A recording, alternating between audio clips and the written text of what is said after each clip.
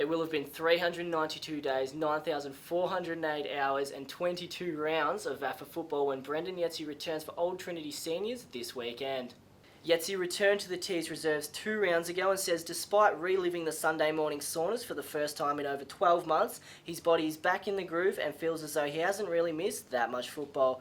Yetzi is expected to start in the midfield when the Tees take on the Uni Blacks this weekend, and we wish him all the best in his return to the seniors.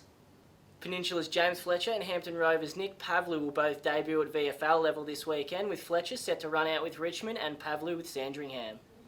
Fletcher ended his successful 2015 campaign with a big V cap and as the VAFA Rising Star, while Pavlou kicked one of the goals of the year just last weekend.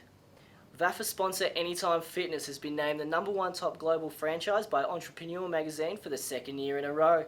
Coming on board in 2014, Anytime Fitness has sponsored the VAFA's Ultimate Athlete and released a series of training-specific exercises for pre-season.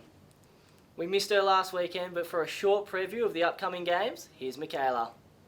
Thanks, Nick. The team at 96.5 Inner FM will call the match of the round between University Blacks and Old Trinity at Uni Oval.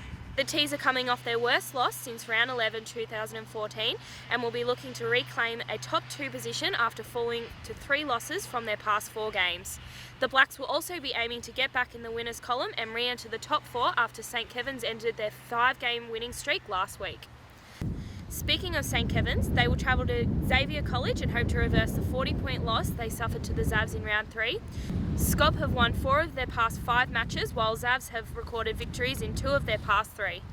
St Bede's Mentone Tigers will partake in their 2nd consecutive Premier B blockbuster after they back up their last week's comprehensive 70-point win against Old Scotch with a top-of-the-table clash against Beaumaris.